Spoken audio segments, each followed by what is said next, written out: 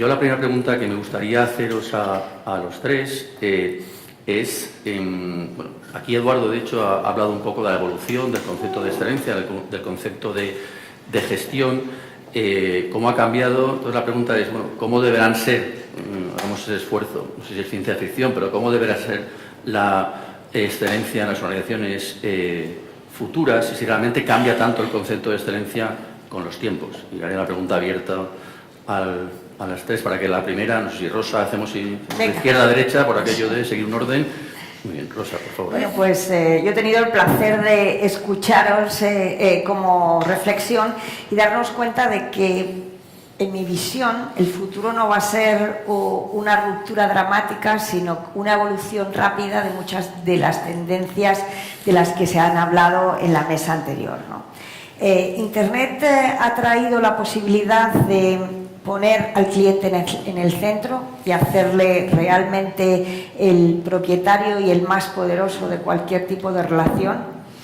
La segunda cosa que ha tenido es la oportunidad de comparar absolutamente todo, y eso fuerza a las compañías a tener que estar constantemente innovando para ser o bien diferente de cualquier otro o bien el mejor en algo, o el único o el mejor para un grupo determinado de clientes. También ha tenido la posibilidad de tener que aportar el mayor valor, porque los usuarios van a ser capaces de comparar. Entonces no vale con producir un producto o un servicio, hay que hacerlo de tal forma que aporte el mayor valor. Creo que ha traído también la posibilidad de que todo tiene que ser mucho más rápido. Hay muchos más equipos de investigación, más empresas haciendo lo que tú quieres ser, y lo que es importante es llegar a ser el único o el mejor para ese grupo de clientes, pero también a tiempo. Si eres el segundo, directamente ya has perdido. Y por último, y hemos empezado a hablar de ello también, del proceso de la transparencia. Ya no vale con pretender ser, sino que cada uno de nuestros actos demuestran quién somos, ¿no? Y esto pues está haciendo que se tenga que cambiar o expandir el modelo de excelencia de tal forma que cada vez cuente más la innovación, y no solamente la que se produce dentro de la empresa, sino una innovación mucho más abierta, que a veces se hace con el cliente, que a veces se hace con una empresa que antes era tu competencia o tu proveedor, o que es una universidad o que es una startup. Un lugar donde uno no tiene que ser perfecto en todo, pero sí que tiene que ser perfecto en aquellas cosas que le ha prometido a ese grupo de interés que lo será, para convertirse en único. Un lugar donde cada vez más es importante el time to market, y por esto pues en los procesos Lean van a cobrar cada vez mayor influencia. Es ver qué sobra en todo lo que hacemos para lograr ser más rápido, sobre todo, como decía, en generar una excelencia suficiente para que nos permita no ser penalizados por grandes errores que podamos cometer en la relación con nuestros clientes, con la sociedad o con cualquier otro stakeholder.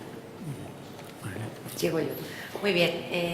Yo diría que las empresas, todas las empresas que hoy en día están aquí son excelentes. Lo que ha ido cambiando es la forma, y cara a futuro, si lo miramos, la forma con la cual vamos a poder conseguir esa excelencia. Si hablamos, por ejemplo, de Grupo Antolín, cuando arrancamos en los años 90, que fuimos fundadores del club, y hablábamos de calidad total, pues hablábamos de unos conceptos. Hoy estamos hablando de excelencia, hemos cambiado el concepto, y luego los caminos con los que vamos a llegar a esa excelencia pues son diferentes o han ido evolucionando con el tiempo. Porque lo que está claro es que la excelencia sigue estando ahí. Entonces, ¿dónde llegamos es lo que va a ir cambiando? Entonces, estamos hablando de conceptos, una comunicación muchísimo más transparente, como decía antes Rosa, se ha hablado de ello varias veces, innovación también, obviamente, pero si hablamos realmente de excelencia, hablamos de gobierno corporativo, hablamos de una forma diferente de abordar los recursos humanos, hablamos de unos profesionales diferentes, con unas capacidades diferentes. O sea, yo creo que lo que ha cambiado no es el concepto de excelencia como tal, porque todos estamos de acuerdo que la excelencia era antes, es ahora y es el futuro, pero yo creo que lo que es importante son cómo llegar a ello. Eso es lo que realmente ha ido cambiando a lo largo de los años, tanto las personas como los procesos que utilizamos para llegar a ello y todo esto. Entonces yo creo que el enfoque es más en esa línea. Javier. Sí, yo me remonto un poco más en el tiempo. En el siglo XII hubo dos grandes coaches en Europa. Uno se llamaba Bernardo de Claraval, sobrino de unos fundadores de los Templarios, creadores de la banca.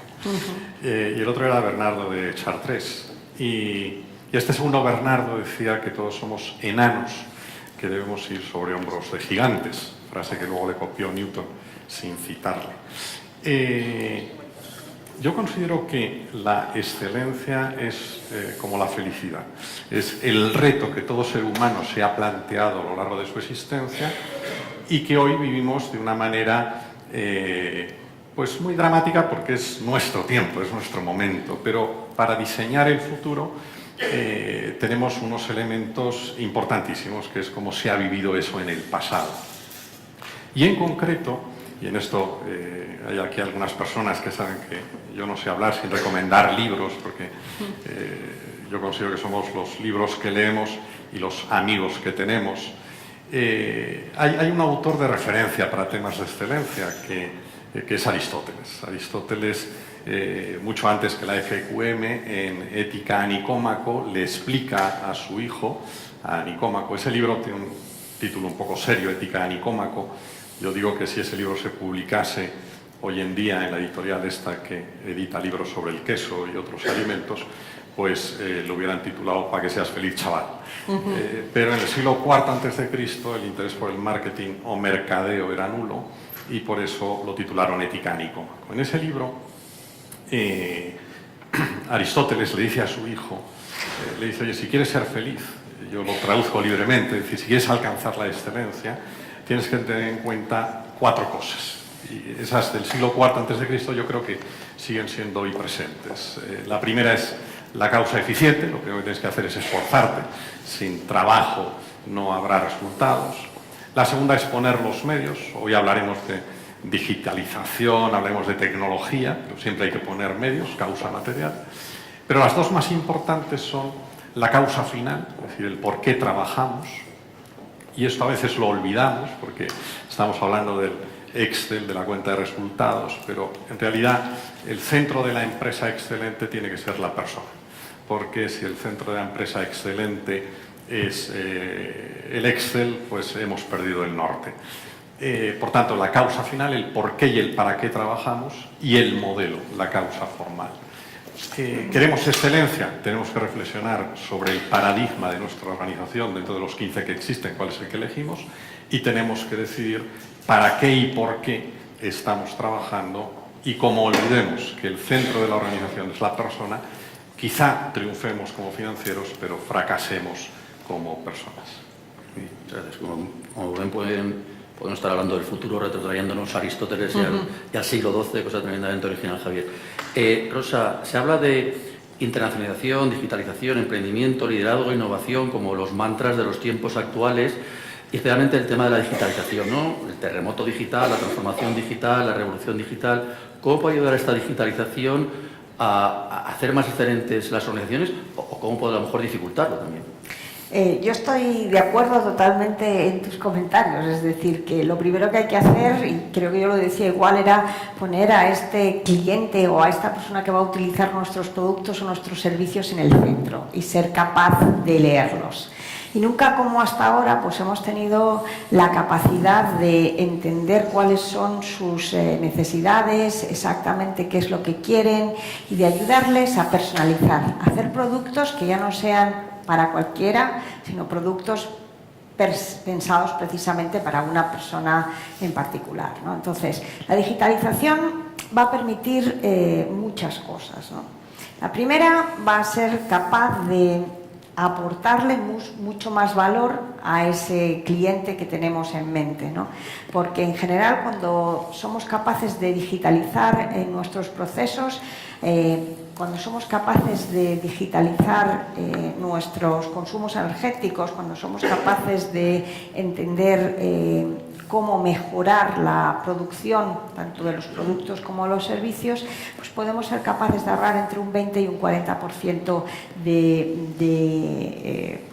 el coste de producción, y eso realmente es algo que al final acaba beneficiando al usuario final, porque en muchos de los casos acaba siendo repercutido o a él o al stakeholder. Después vamos a tener la capacidad, como decía, de crear productos únicos e independientes. Esto se ha visto clarísimo, por ejemplo, en un lugar como la automoción, donde pues, el otro día decía una empresa que se dedicaba a hacer camiones que durante un año no repetía 2 veces el mismo camión exactamente igual, ¿no? Y en los coches pues pasa por el estilo, ¿no? Pues lo mismo que hemos hecho en este área, vamos a ser capaces de hacerlos en muchas más áreas, de tal forma que gracias a la digitalización vamos a ser capaces en el futuro de crear productos y servicios únicos, ¿no? Vamos a ser capaces también de responder a una de las necesidades que nos están diciendo los usuarios, que ya no quieren tener muchas cosas en propiedad, sino que lo que quieren hacer es pagar por los servicios de utilizar estas cosas, ¿no?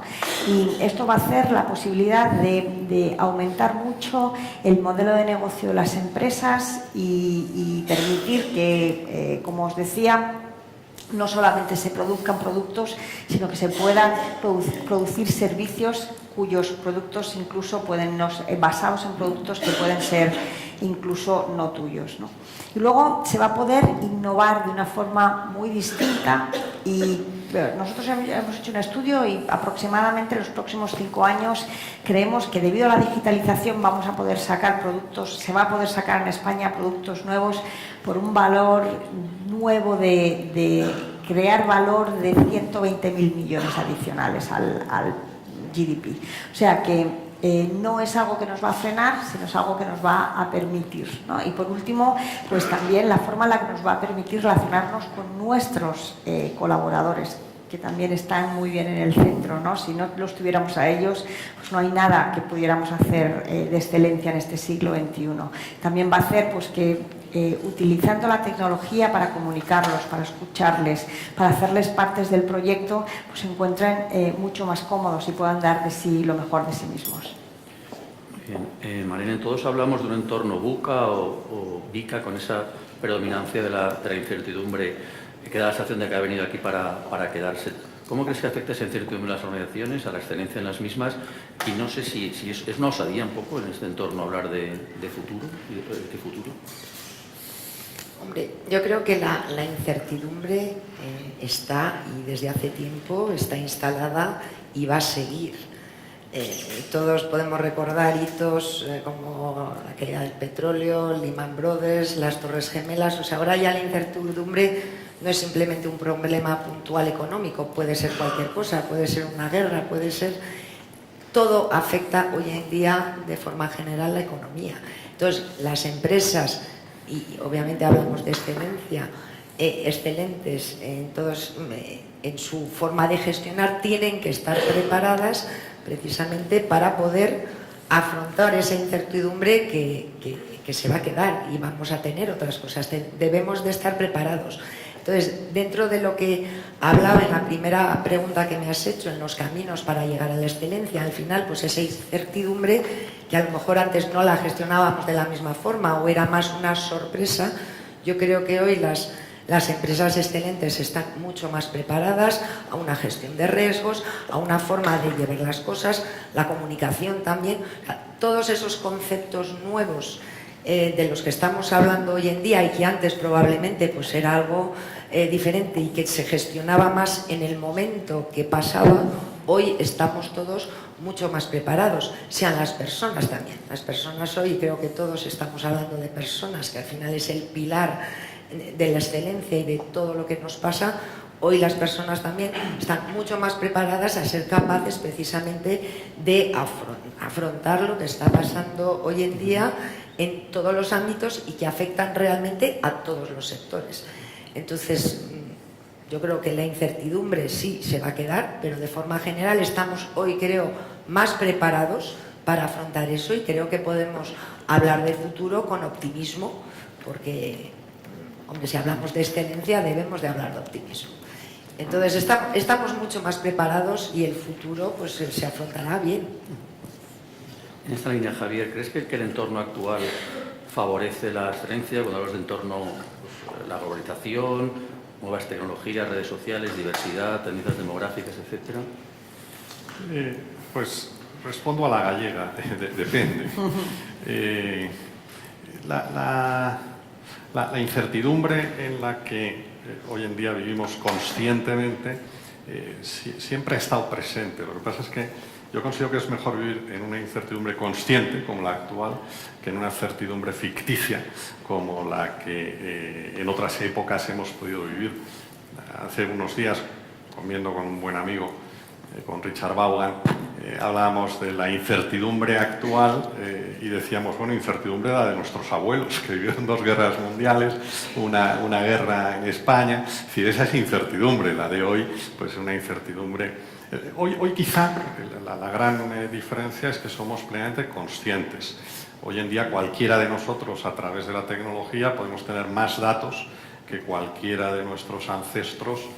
Nosotros en una hora lo que ellos en toda su vida. Es decir, acumulación de datos, podemos saber el número de vacas que hay en Afganistán y el número de ciudadanos que hay en Alepo ahora mismo, ¿no? Es decir, lo que sucede es que el gran reto, en mi opinión, y coincido plenamente con Rosa y con María, es gestionar todo eso, ¿no? Y para eso a veces hay que volver a los cimientos. Nietzsche estaba muy loco, ¿no? Pero dijo 2 o 3 cosas interesantes. Y una de ellas es que quien tiene los porqués encuentra los cómo. Vivimos en una civilización de cómo hoy en día. Es decir, recuerdo hace un año una conferencia para la Asociación de Escuelas de Negocios, donde todo el programa era cómo mejorar el e-learning, cómo llegar a más alumnos en América Latina, Y yo les dije, me parece estupendo lo de los cómo, pero yo voy a hablar de los porqués. Es decir, ¿para qué está la universidad? ¿Por qué está la universidad? En el fondo lo que ha estado comentando Sonsoles. Y en esos cimientos a los que hay que volver, hay que diferenciar entre 3 conceptos que a veces se mezclan, que es el concepto datos, el concepto información y el concepto formación. Hoy en día tenemos más datos en minutos que cualquier persona que nos precediera. Los datos en sí mismos no sirven para nada, sirven para perderse en una especie de selva. Sobre eso hay que construir información, que son los datos ordenados. Ya un diccionario de inglés ya me aporta algo que miles de palabras en inglés. Pero sobre eso, el gran reto de la excelencia para mí es la formación, que me gusta definir como la capacidad de una persona de reinventarse dentro de un nuevo entorno. Hoy el cambio no ha cambiado. Todas las épocas han sido de permanente cambio. Hoy en día, cuando se habla de las nuevas generaciones, de los millennials, yo recuerdo un libro que leí hace muchos años de un catedrático de Zaragoza titulado Revoluciones juveniles en Grecia y Roma. Y entre otras cosas recogía un graffiti que se había escrito en Ática, en el sur de Atenas, en el siglo V a.C., que decía: esta generación que viene nos hunde el mundo. Bueno, después de 25 siglos aquí seguimos, ¿no? Yo creo que donde hay que apuntar en esa búsqueda de la excelencia es en la correcta gestión del talento, es en capacitar a las personas no para acumular datos, sino para reinventarse. Y esto reclama, entre otras muchas cosas, no ser hipócritas, y perdonen la crudeza de la expresión, a la hora de hablar de conceptos tan cercanos como es la gestión del talento. Cuando hablamos de gestión del talento, habitualmente mentimos. No estamos buscando talento, estamos buscando sometimiento, que es diferente. Porque las organizaciones deben recordar que difícilmente el talento nace y se reproduce en cautividad. Y eso reclama que las organizaciones se diseñen, como algunas de las aquí presentes lo saben hacer y muy bien, y de Siemens en concreto lo sé de manera muy cercana, pero tienen que ser organizaciones abiertas, tienen que ser organizaciones no endogámicas, tienen que ser organizaciones que permitan que el talento se desarrolle, porque solo desarrollando talento podremos seguir apuntando a la excelencia. Si no, jugaremos con el lenguaje para decir lo contrario de lo que en realidad hacemos. Rosa, se estima que en 2050 aproximadamente el 70% de la humanidad vivirá en ciudades más grandes, más complejas. ¿Cómo se podrán gestionar de manera excelente las ciudades? Bueno, pues yo creo que las mismas cosas de las que íbamos hablando toda la mesa van a acabar aplicando, ¿no? Es decir, lo primero que tenemos que entender es para quién es la ciudad. Y la ciudad es para los habitantes, para sus ciudadanos, ¿no? Y los alcaldes y demás grupos de regiduría, pues lo que están allí es para servirles, para ser capaces de proveerles los servicios adecuados que respondan a las necesidades del ciudadano de la forma más eficiente posible, ¿no? Entonces, dentro de las necesidades que tienen los ciudadanos, pues yo creo que tiene mucho que ver con esa sensación de una ciudad que tiene que ser sostenible, ¿no? En el siglo XXI han aparecido una serie de áreas de sostenibilidad que no eran tan importantes en el pasado, ¿no?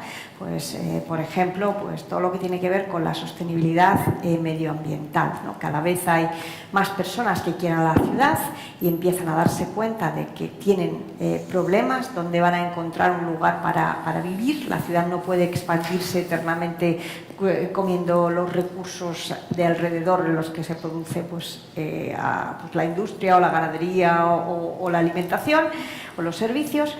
Tiene un área importante de cuando las personas llegan a las ciudades se convierten en entes mucho más contaminantes, y en ese aspecto es como se va a crear una ciudad, digamos así, que sea tremendamente sostenible y que no genere CO2 y que permita que sus ciudadanos, pues, en contra de lo que pasa actualmente, donde el 90% de los ciudadanos respiramos más partículas nocivas de las que están recomendados médicamente, pues podamos respirar nuestro aire, ¿no?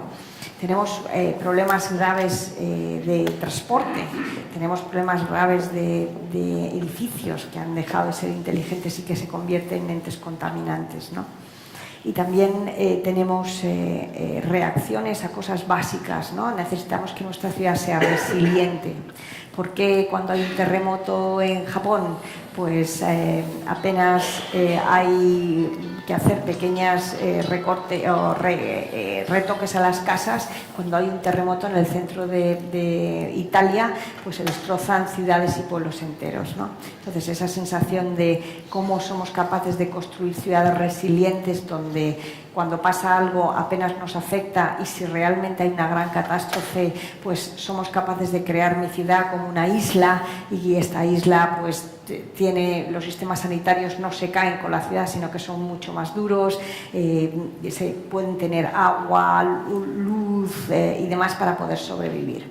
Pero eso es solamente una parte de la contestación, ¿no? También están buscando lugares donde se pueda aprender, lugares donde se pueda ser diversos, lugares donde se pueda relacionar de una forma muy eficiente con el gobierno local, ¿no? Lugares donde se pueda trabajar, y para ellos la ciudad se tiene que convertir en algo tremendamente atractivo para atraer talento o empresas, en algunos casos de productos, otras veces de servicios. Entonces, para mirar la excelencia, como insisto, lo que hay que hacer es una radiografía de cuáles son los intereses del ciudadano, entender que hay una serie de intereses básicos, como los primeros que te he comentado, donde se necesitan para simplemente poder vivir en la ciudad, pero que con eso no sirve, con eso no vamos a ser capaces de hacer ciudades excelentes.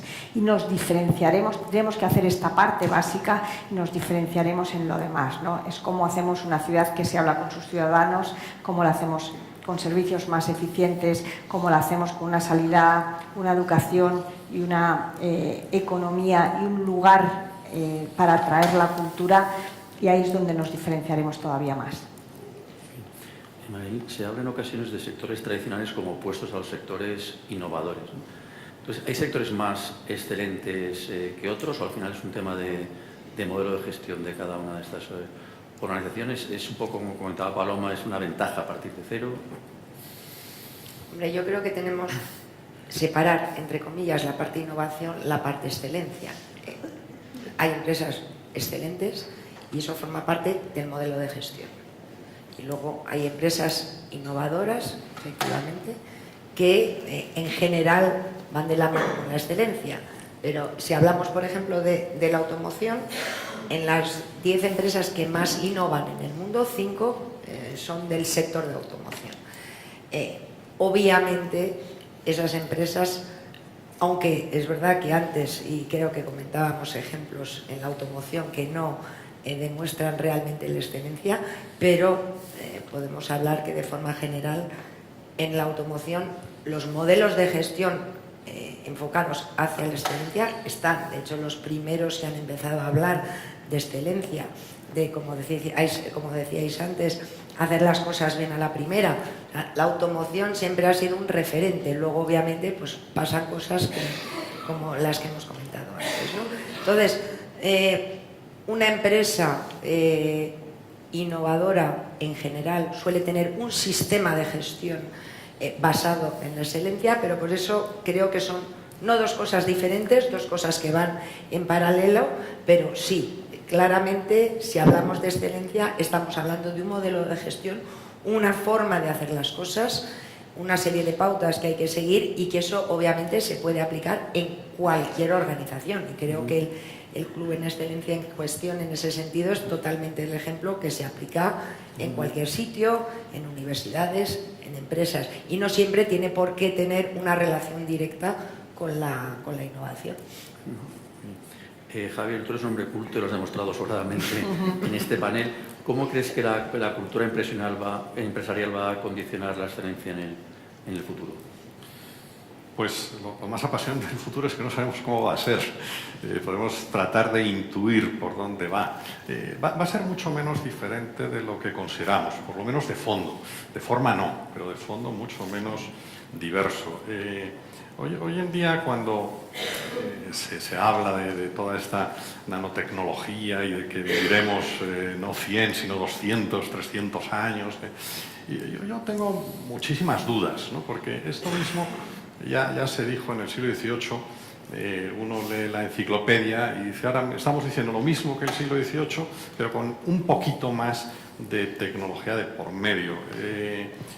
Yo pienso que la excelencia viene o llega, nunca se es excelente. Los griegos clásicos, que sabían más que los actuales, decían que no había que juzgar a ninguna persona ni organización hasta que se hubiera muerto y hubiera pasado un buen rato.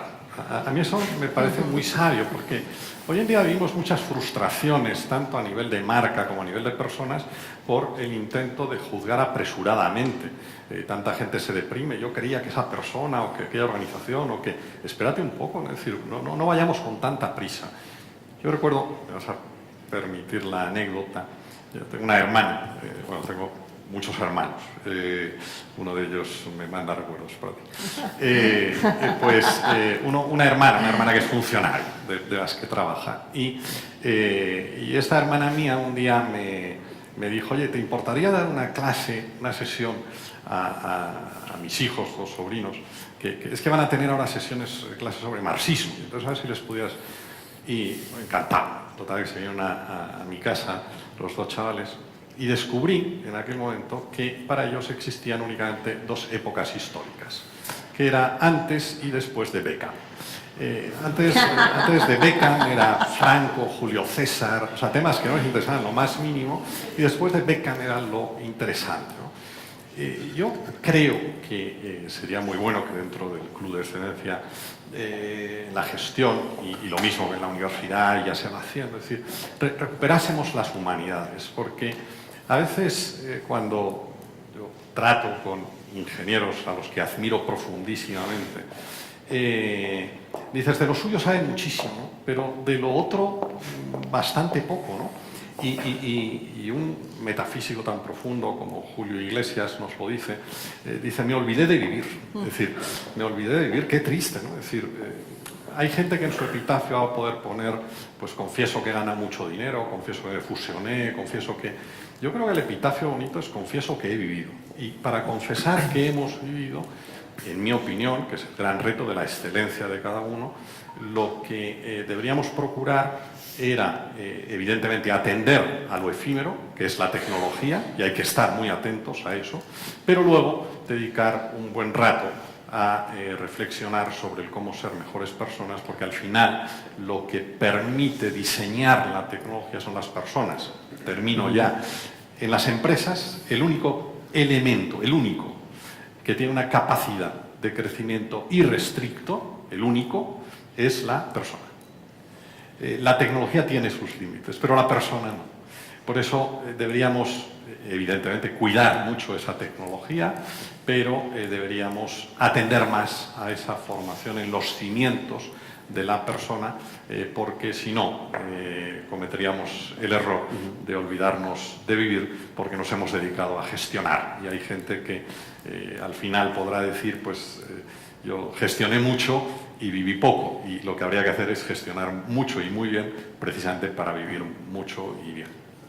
Javier, me alegro que hables de personas, porque aunque estamos fuera de tiempo, no me puedo reprimir a haceros una última pregunta conjunta a los tres, especialmente sobre las personas, ¿no? Las personas seguirán siendo un factor clave de excelencia, y cómo será el líder excelente del futuro. Lo que os pido es muy telegráficamente, so pena de que los organizadores me fusilen. Por favor, como queráis, en el orden. Empezamos ahora, si quieres, al revés. Javier, empezamos. Para mí el liderazgo no ha cambiado tanto, hace unos días hablábamos de que la juventud no es como era y los jóvenes no son los que éramos, ¿no? Pero el liderazgo no ha cambiado tanto. El liderazgo, a lo largo de la historia, yo no he venido a hablar de otro libro que de este, pero me he permitido unos años a estudiar el liderazgo en Grecia, el liderazgo en Roma, el liderazgo en Egipto, el liderazgo en la Alemania nazi. Ahora voy a publicar un libro sobre el liderazgo en la revolución bolchevique. El liderazgo es muy parecido. La gran clave, en mi opinión, es diferenciar al líder del manipulador, que eso a veces no se hace. El manipulador y el líder arrastran gente. Lo único que el líder llega a un lugar donde hay un grupo humano, lo convierte en un equipo y lo traslada a un lugar mejor de aquel en el que estaba, y el manipulador llega a un grupo, lo mantiene como grupo y lo traslada a un lugar peor de aquel en el que estaba cuando él llegó. En este libro, Camaradas, de Lenin a hoy, recojo una conversación entre Lenin y Stalin, cuando Lenin, ya a punto de fallecer en enero del 24, le dice a Stalin: ojalá te sigan a ti como me han seguido a mí. Y Stalin le responde: no te preocupes, que si no me siguen a mí, pronto te seguirán a ti. Es decir, para mí el liderazgo es la capacidad de una persona de desarrollar talento. Y eso lo fue con Aníbal, lo fue con Julio César y lo fue con muchos otros personajes. Y hoy en día la persona que aspire a ser líder tiene que mirar a todos esos ejemplos para traer al presente todas aquellas enseñanzas. No se trata de inventar algo desde cero, sino de extraer la esencia, lo mejor, para, en las circunstancias actuales, saber aplicar. Bien, si hablamos de personas, obviamente las personas es la clave y lo que marca la diferencia entre una empresa y otra, hablando de forma general. Y si hablamos del líder propiamente dicho, yo diría que el liderazgo no es que haya cambiado, que en eso pues es posible que no sea tanto el caso, pero sí que para llevar y conseguir a ser un buen líder, yo creo que es ahí la forma que es la que ha cambiado realmente. Un líder hoy debe de escuchar, debe de estar cerca de su gente, debe de dejar a la gente trabajar.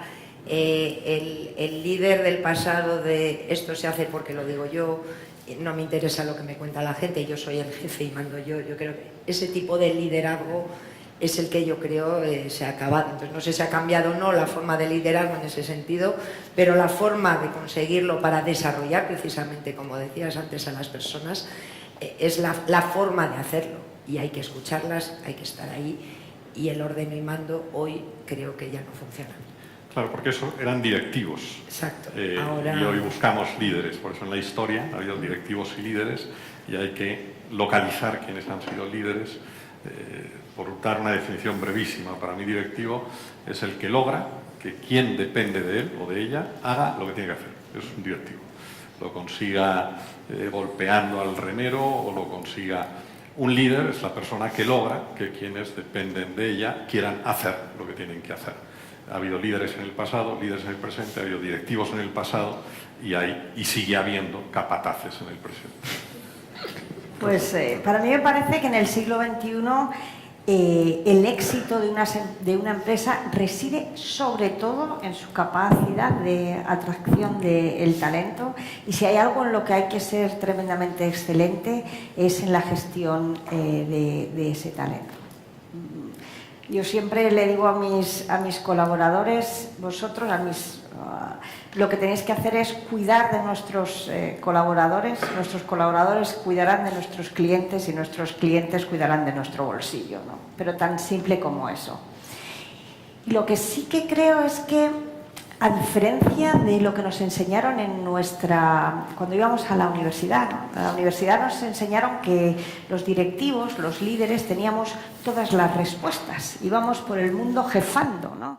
Diciendo a la gente lo que tenía que hacer. Porque no hay nada peor que un ilustrado innovador en una fábrica, ¿no? Donde el operario no puede decidir innovar sin avisar, porque crea realmente problemas. En este siglo XXI, pues el entorno, los clientes, el mundo tan globalizado, todo lo que está haciendo realmente es que el directivo muy pocas veces pueda tener todas las respuestas, pero sí debería ser capaz de tener todas las preguntas. Y ayudar a su gente a reflexionar, a ponerse en común, a trabajar de forma colaborativa, sobre todo creando un entorno donde la gente no tenga miedo a decir la verdad. Yo creo que en el siglo XXI nos caracterizamos sobre todo por dos cosas, ¿no? El exigir y dar autonomía a cada uno de nuestros colaboradores para que en su área de responsabilidad actúen como si fueran el CEO de su propia empresa, para que las decisiones las tomen donde está la persona más cualificada y no jerárquicamente donde se supone que deberían estar. Y luego exigirles la colaboración, ¿no? No hay nada más ineficiente y menos excelente que organizaciones que trabajan en silos. Muchísimas veces lo que tenemos que hacer es buscar cuál es el bien común, tanto de mi empresa, que muchas veces tiene que ver con el bien común de mis clientes, ¿no? Para poder trabajar de forma colaborativa. Así que el resumen es sí, lo más importante son las personas, donde hay que ser excelente, y yo creo que sí que ha cambiado mucho la forma, al menos en la que los directivos interaccionan con sus colaboradores. Muchísimo. Pues muchas gracias, Rosa. Me alegra esa referencia a las preguntas, porque dicen que dijo Picasso hace muchos años, a principios de los años 70, que los ordenadores, él decía los ordenadores, a los representantes del sector, eran inútiles porque solo sabían dar respuestas, que lo importante eran las preguntas. Yo creo que es una reflexión muy relevante. Totalmente. Yo, por mi parte, simplemente muchas gracias a los tres por habernos ayudado a imaginar y a soñar el futuro. Creo que habéis demostrado que la excelencia no siempre es asintótica, sino en muchas ocasiones, como en esta mesa, es absolutamente alcanzable, y la ventaja que tiene hablar del futuro es que nadie nos va a pedir cuentas por lo que aquí se ha dicho. Muchas gracias. Gracias.